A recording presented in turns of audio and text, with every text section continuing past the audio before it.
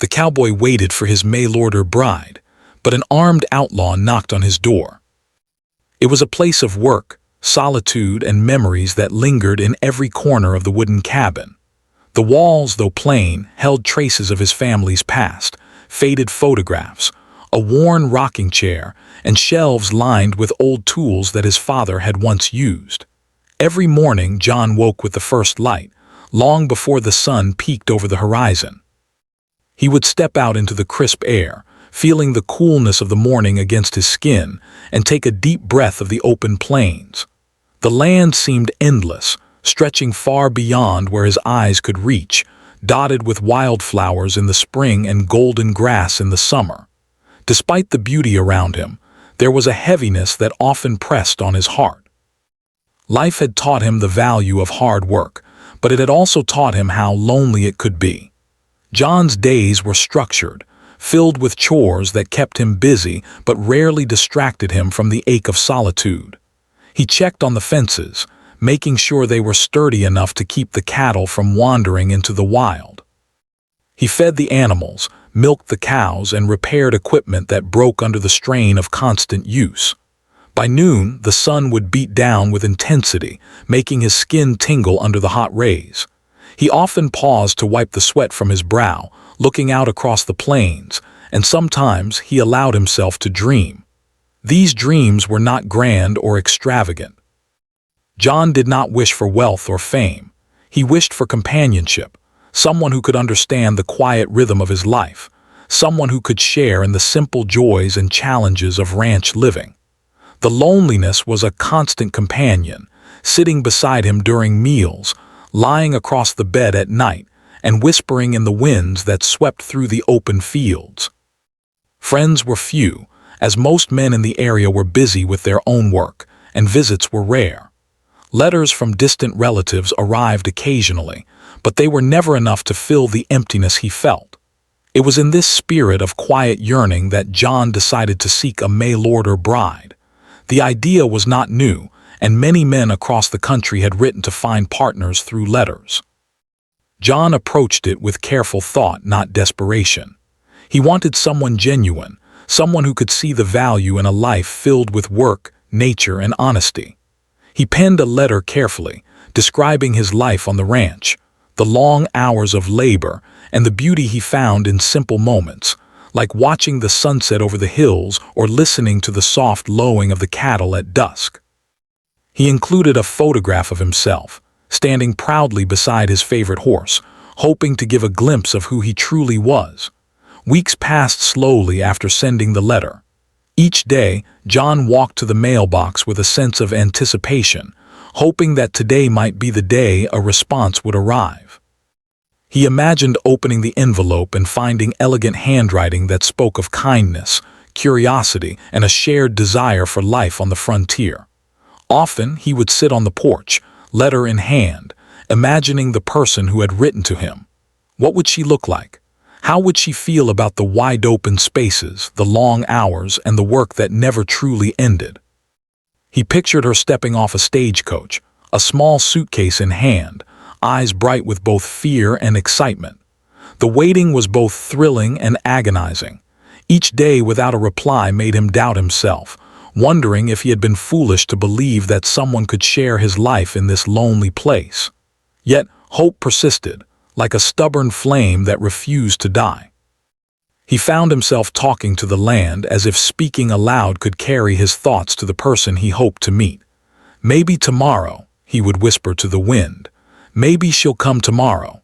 It became a quiet ritual, one that gave him purpose and kept his heart alive during the long stretches of isolation. Despite the anticipation, John remained practical. He knew that life on the ranch was hard, and any woman who came would face challenges beyond what most could imagine. There were harsh winters when snow blanketed the fields and food was scarce. Summers brought blazing heat, flies that tormented both cattle and humans, and storms that could rip through fences and destroy crops in a matter of minutes. John spent hours preparing for each season, ensuring that whoever arrived would find a home that was safe and ready. He repaired the cabin, reinforced the fences, stocked extra supplies, and even tended a small garden, imagining the joy of sharing fresh vegetables with a companion. His mind often wandered to the kind of life they might have together. He imagined evenings by the fireplace, the warmth of a crackling fire, and the comfort of conversation. Perhaps they would ride together across the fields, sharing laughter and stories. Maybe they would plan the future together, raising a family and building a life that was grounded in the land and its rhythms. These visions gave him a sense of purpose, fueling his work and helping him endure the solitude that had long defined his days. John's hope was not naive. It was grounded in experience. He had known disappointment before, and he understood the harsh realities of life in the wild. But he believed in the possibility of connection, in the idea that even in the vast emptiness of the plains, human hearts could find each other. Each morning, he reminded himself that patience was key, that the right person would arrive when the time was right. This belief carried him through days when the wind blew cold and nights when the stars seemed distant and indifferent. One evening, as the sun dipped low behind the hills, casting long shadows across the ranch, John paused in his work and gazed out over the land. The sky was painted in shades of orange and pink, the kind of beauty that made him forget his loneliness for a moment. He thought again of the letter he had sent, of the life he hoped to share with someone who might understand him. He imagined the sound of hooves on the dirt path, the soft click of a suitcase handle, and the shy, tentative smile of the woman who would step into his world. The mail continued to arrive day after day, sometimes bringing newspapers or letters from distant relatives, but nothing from the woman he longed to meet. Still, John never gave up hope. He tended his cattle, repaired his fences, and kept the cabin in order, all the while imagining that one morning he would look up from his work and see her approaching. Each day, the anticipation grew, mingled with a nervous excitement that made his chest tighten and his heart race. He began to prepare for her arrival in more tangible ways. He cleaned the cabin meticulously, swept the floors, polished the small wooden table, and laid out fresh linens on the bed. He thought about what meals he might cook, the small comforts he could provide, and the ways he could make her feel welcome. It was not just the hope of companionship that drove him. It was a deep desire to offer someone safety, comfort, and the possibility of a shared life in a world that often felt harsh and unforgiving. Evenings were the hardest, when the silence of the plains pressed against the cabin walls. John would sit by the fire, listening to the soft crackle of the flames and the distant call of coyotes, imagining the sound of another voice beside his own. He thought of the letters they might write to each other, of the stories they would share, and the small, quiet moments that would form the foundation of a life together. The hope of her arrival became a steady companion, comforting him in a way that nothing else could. As the days turned into weeks, John's anticipation became a part of his daily rhythm. Each morning, he rose with the sun, each noon he worked tirelessly, and each evening he sat by the fire, dreaming of the day when he would finally meet her. The vast plains, once a symbol of isolation, began to feel like a space of possibility, a stage for the story that was about to unfold. And deep in his heart, John Walker knew that when she arrived, his life would change forever. Not because the world itself would change, but because the presence of someone who truly understood him could bring warmth, meaning, and hope to even the loneliest of places. The morning sun rose slowly over the plains, painting the sky with soft shades of orange and gold. John Walker, as usual, had been up long before the light, tending to his cattle and checking the fences that stretched across the rolling hills of his ranch. But today, his heart felt a little different. There was a sense of anticipation that made his steps lighter and his gaze sharper. He had been waiting for weeks, and now, more than ever, he wondered if today might be the day the letter he had sent long ago would finally bring a reply. The wind whispered through the tall grass, carrying with it the faint sound of hooves. John's eyes, trained over years of ranch work, caught movement in the distance. A rider was approaching along the dirt path that led to his cabin. Instantly, his pulse quickened. Could it be her? Could it finally be the young woman whose letters he had imagined, whose presence he had hoped would bring warmth to his lonely home? He wiped his hands on his trousers and adjusted his hat, trying to steady his excitement. The rider drew closer, and John could now make out the figure in more detail. His heart sank slightly. It was not a woman stepping lightly from a stagecoach, carrying a small suitcase. Instead, it was a tall, broad-shouldered man, with a rough face shadowed under the brim of a wide hat. A rifle was slung across his shoulder, and his eyes scanned the land with sharp, calculating precision. John felt a mixture of caution and curiosity. He had lived on these plains long enough to know that appearances could be deceiving. Most strangers who approached the ranch were either lost travelers, wandering cowhands, or, occasionally, trouble. The man's posture and the weight of the rifle suggested the latter, and John's instincts immediately went on alert. Still, he knew that he could not turn the stranger away without speaking to him. With careful steps, he approached the gate, his eyes never leaving the man. "Morning," John called out, his voice calm but firm. "Can I help you?"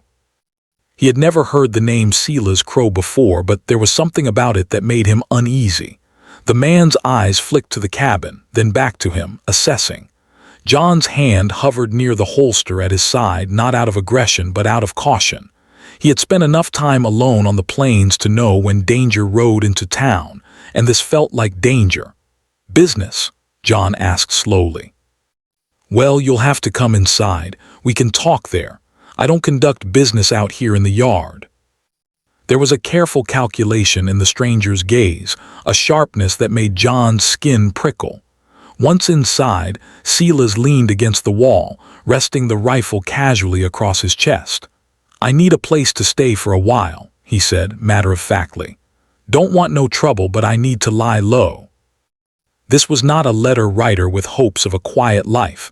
It was a man looking for refuge and likely trouble. He considered his options. Refusing could provoke anger or violence, but allowing him inside carried its own risks.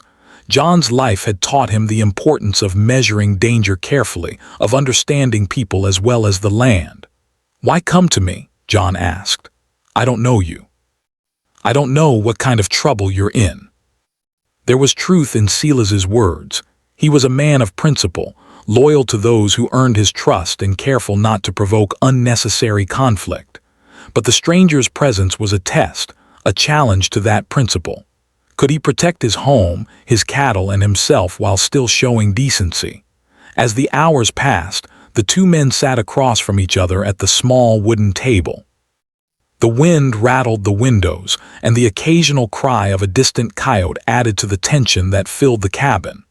Silas spoke sparingly, revealing little about himself, while John listened, careful not to reveal the layout of the ranch or any weaknesses. Each word was measured, each glance deliberate. It was a dance of caution, where trust had not yet been earned, and any mistake could be costly. John noticed subtle details about Silas, the way his hands flexed near the rifle, the occasional twitch of his jaw, the tired look in his eyes. Despite the outward toughness, there was a weariness that hinted at a man burdened by more than just the chase of the law or the thrill of robbery. He was cautious, yes, but also wary. John realized that understanding Silas would require patience and observation, just as he had learned to read the land, to predict storms, and to anticipate the behavior of the cattle. By midday, tension had eased slightly, though unease lingered like smoke in the air. Silas had asked for food, and John had offered a simple meal, bread, cheese, and fresh milk from the cows. Silas ate quietly, nodding in appreciation.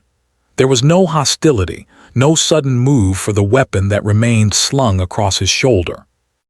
The small act of sharing a meal created a fragile thread of connection between them, an acknowledgement that even in the harshest circumstances, people could find small ways to coexist. The conversation turned to the land itself. Silas asked questions about the ranch, the cattle, and the seasons. John answered cautiously, aware that any information could be used against him, but also sensing that the outlaw sought understanding rather than immediate advantage. They spoke of storms that had swept through the plains, of cattle lost to illness, and of the endless work required to maintain a homestead. In these moments, John saw a glimpse of humanity in Silas, a reminder that even those who walked dangerous paths were shaped by the same struggles and fears as everyone else. As the afternoon sun began to lower in the sky, John reflected on his own life, the loneliness that had led him to seek a mail-order bride, and the unpredictable turn of events that had brought an outlaw to his doorstep. Life on the plains was never predictable. The land could provide abundance, but it could also demand vigilance and resilience. John realized that courage was not measured by the absence of fear, but by the ability to face it, to make decisions that balanced compassion with self-preservation. Silas, for his part, seemed to respect John's calm demeanor and measured responses. He asked fewer questions as the day wore on, occasionally staring into the fire, lost in thought. There was a sense that both men understood something unspoken, that the encounter was temporary, that choices would soon need to be made, and that the outcome depended on the strength and character of both parties. By evening, the tension in the cabin was still present, but it had shifted. It was no longer purely fear. It had become a careful respect, an acknowledgement that each man was capable of more than brute force. John continued to prepare for any possibility, keeping a discreet hand near his weapon, while Silas appeared to consider the ramifications of his own choices.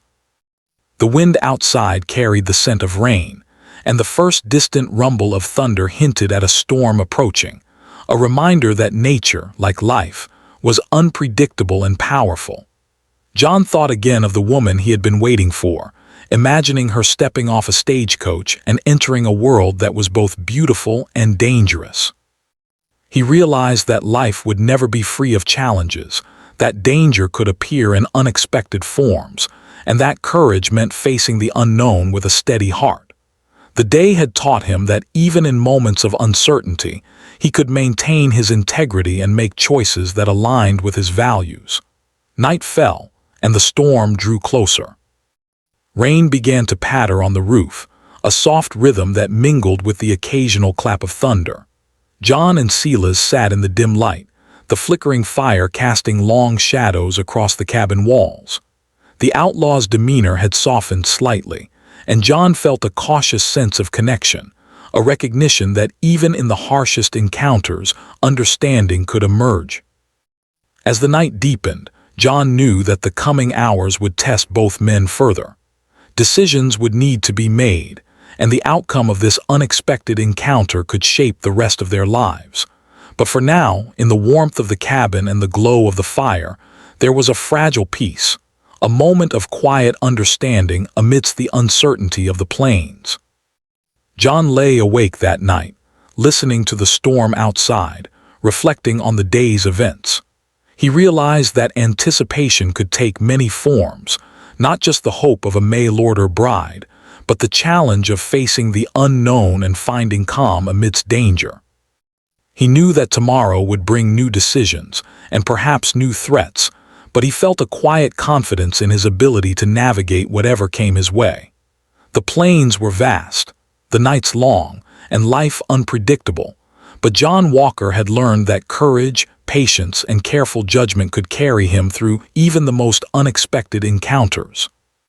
And as he drifted into a restless sleep, he held on to the hope that one day soon, the woman he had been waiting for would arrive, and that together, they could face whatever the world had in store. The morning sun had barely risen when John Walker woke to the sound of rain still pattering lightly against the roof of his cabin.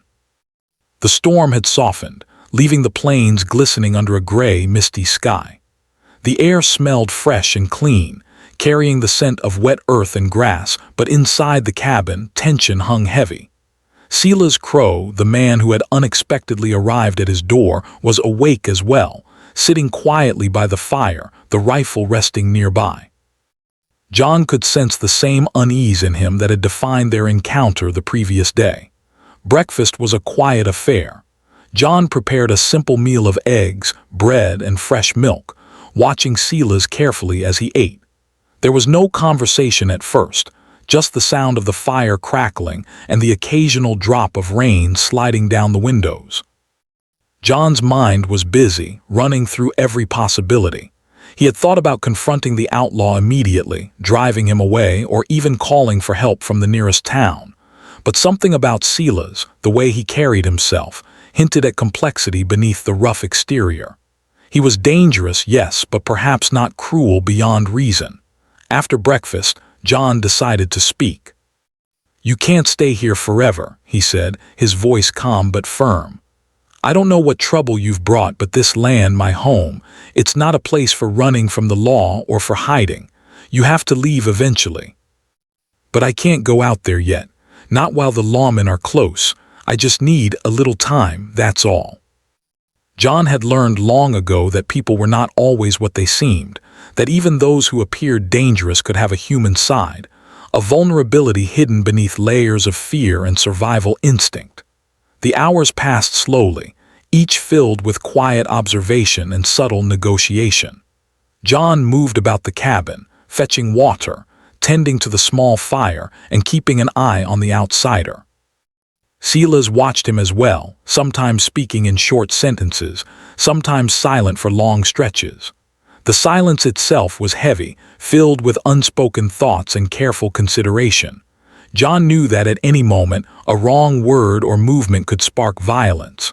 The tension was a constant presence, like the wind that swept through the plains, unseen yet powerful. Eventually, the conversation turned to life itself. Silas, in a rare moment of openness, spoke of the roads he had traveled, of towns he had passed through, and of the choices that had led him to this point. He did not speak of robbery or lawmen, only of life, hardship, and survival. John listened, his instincts telling him to be cautious, but also his heart reminding him that everyone had a story, even those who had made mistakes. There was a strange intimacy in sharing words in a small cabin during a storm, two men from entirely different worlds yet bound together by circumstance. John began to see the man differently. Silas was not a mindless outlaw, driven solely by greed or violence. He was a man forced into desperation, seeking refuge in the only way he knew. There was fear in his eyes, but also a desire for redemption, a wish to survive without causing harm to others. John realized that courage did not only reside in him, it was also present in Silas, though expressed differently. One faced life with steady labor, the other with cunning and quick decisions, yet both were navigating the challenges of existence in a harsh, unpredictable world. The afternoon passed in this tense equilibrium. The rain had stopped, leaving the plains shimmering under pale sunlight. John took the opportunity to step outside, checking fences and moving cattle to ensure none had wandered during the storm. Silas remained in the cabin, watching silently, his presence a constant reminder of the delicate balance between caution and trust. John returned after a while, bringing fresh water and bread, and found that Silas had made a small attempt to clean up the cabin, another silent acknowledgement that he understood boundaries, even as a stranger in John's home. As evening approached, the conversation grew more serious. John asked questions carefully, probing gently about Silas's intentions. "You can't stay here forever," he repeated, emphasizing the reality of the situation. "You have to make a choice, leave, face the consequences, or find another way to survive. This isn't a place to hide indefinitely. Mistakes were made. I don't want to hurt anyone else, Walker. I just need a chance to catch my breath." He would not let fear control him, but he would remain vigilant. He could offer temporary safety, but he would not allow his life or home to be threatened. Night fell fully, bringing darkness and a quiet hush over the plains. The fire in the cabin flickered, casting dancing shadows across the walls. John and Silas sat opposite each other, neither speaking for long stretches, yet both aware of the silent communication between them. There was a respect growing, fragile yet undeniable, built on observation, patience, and a recognition of each other's courage. At one point, Silas stood and moved closer to the window, looking out over the darkened plains. "It's different out there," he said softly. "The lawmen, the people, nothing simple. You think you're doing right, and suddenly you're running, hiding, making choices you never thought you'd make." But John faced them head-on with honesty, patience, and hard work. "Life's never simple," he said. "It's how you face it, the choices you make, and how you treat others along the way, that's what matters. You can't control what's coming, but you can control what you do right now." The storm outside had passed completely, leaving a sky filled with stars that shimmered above the plains. John thought of the woman he had been waiting for, imagining her arrival, wondering how she would react to the harsh realities of life here. He realized that just as he had to navigate unexpected encounters with strangers, he would need patience, understanding, and courage when the day came to welcome her into his life. Silas, sensing the calm determination in John, finally spoke with a hint of vulnerability. You're not like the others. You see people differently. Most folks would have shot first, asked questions later. You listen, Walker. You think before acting, that's rare." He realized that this encounter, difficult as it was, had reminded him of what it meant to be human: compassion, courage, and integrity, even in moments of uncertainty. By the end of the night, a fragile understanding had formed. Silas would not remain forever, but for now, there was a temporary peace. Both men understood that the morning would bring decisions, and perhaps danger, but they also knew that they had navigated a day filled with tension without allowing it to spiral into violence. John's heart, though still wary, was steadied by the knowledge that he had faced the unknown with courage, and that even an outlaw could recognize and respect integrity. As he lay down to rest, John felt a sense of quiet resolve. The plains were vast, the nights long, and life unpredictable, but he had learned that vigilance, patience, and understanding could guide him through challenges. And though the woman he had been waiting for had not yet arrived, he knew that when she did, he would be ready, not just for her, but for whatever else life might bring across the wide, endless horizon.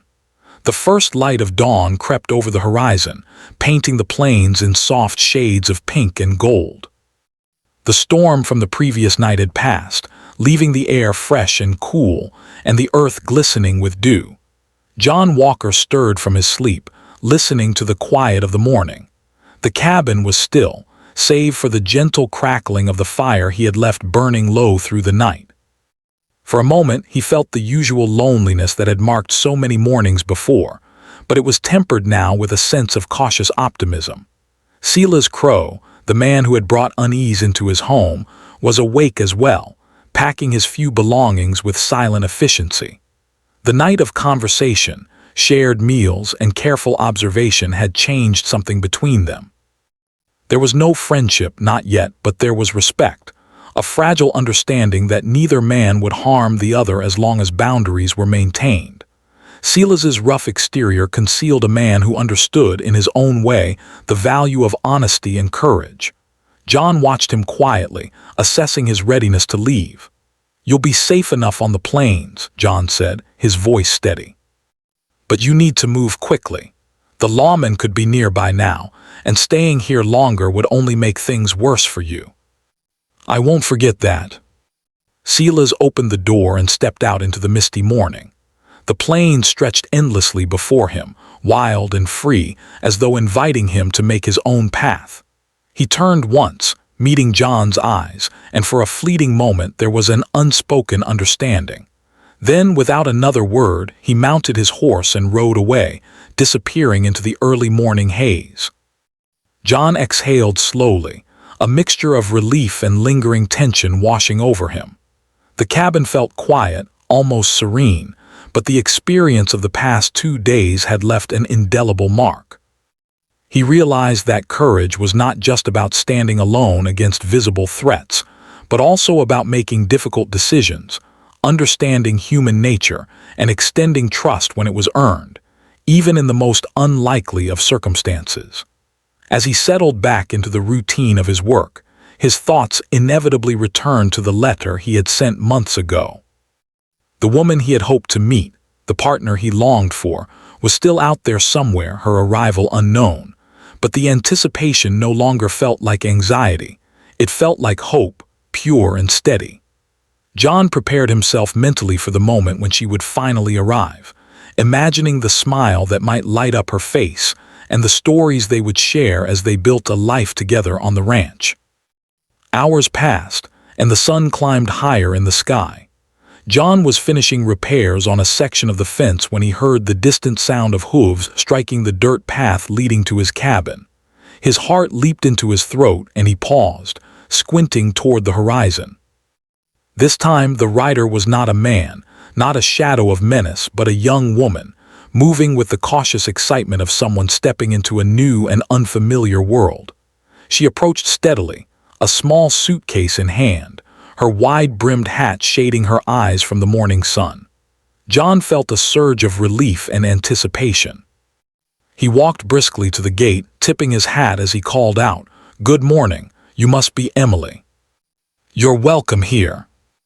The cabin, though small and simple, had been prepared with care, cleaned, repaired, and ready to welcome someone into a shared life. Emily looked around with wide eyes, taking in the wooden walls, the simple furniture, and the small fire that flickered in the hearth. She seemed to sense the hard work and care that went into maintaining this place, and a quiet smile formed on her face. "It's wonderful," she said, her voice soft but sincere. "It's real. I can feel the effort, the life you've put into it." He showed her around the cabin, pointing out the small details he thought she might appreciate: the garden where vegetables grew, the shelves stocked with supplies, and the bed made neatly with fresh linens. Emily listened attentively, nodding and asking gentle questions, her curiosity and enthusiasm blending naturally with the quiet rhythm of ranch life.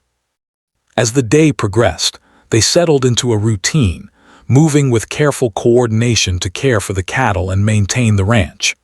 John taught her how to check fences, feed the animals, and even ride a horse across the open plains. Emily proved to be eager to learn, her laughter and light-hearted comments bringing a sense of joy that had been absent from the cabin for so long. Each task, though simple, became a shared experience, strengthening a connection that had started with hope and letters and was now growing through effort, trust, and companionship. Evenings were the most comforting. They would sit by the fire, sharing stories of their lives, dreams, and experiences. John spoke of the days spent alone, the letters he had written, and the hope that had sustained him. Emily shared her own journey, the reasons she had chosen to seek a life on the plains, and her own anticipation for what lay ahead. Together, they laughed at small mistakes, marveled at the beauty of the stars outside the cabin, and discovered the quiet pleasure of shared understanding. It was during one of these evenings that John reflected on the past few days, the unexpected visit from Sela's crow, and the lessons it had brought. The experience had tested his courage, patience, and judgment, and yet it had also strengthened his ability to navigate life's uncertainties. He realized that even moments of danger and tension could lead to growth and understanding, shaping his perspective and preparing him for the arrival of someone who would become a partner in life. Emily, sensing his thoughtful mood, reached out and took his hand. "You've been through a lot," she said softly, "and yet you handled it all with calm and strength. That's rare." The two of them worked together seamlessly, building a partnership rooted in respect, understanding, and shared effort. The challenges of the land, once daunting to John alone, became opportunities for collaboration and growth. They repaired fences side by side, tended the animals together, and found small joys in moments of rest and conversation. Through it all, the memory of the outlaw lingered, a reminder of the unpredictability of life. John often thought of Sela's crow, the man who had forced him to confront courage and judgment in ways he had not anticipated. The encounter had been dangerous, yes, but it had also been enlightening, showing him that trust, patience and careful observation could turn a potential threat into a moment of understanding. It had prepared him, in a strange way, for the arrival of Emily and the life they would build together. One evening, as the sun dipped below the horizon, casting long shadows across the plains, John and Emily stood together outside the cabin. The air was warm, carrying the scent of grass and earth after a fresh rain.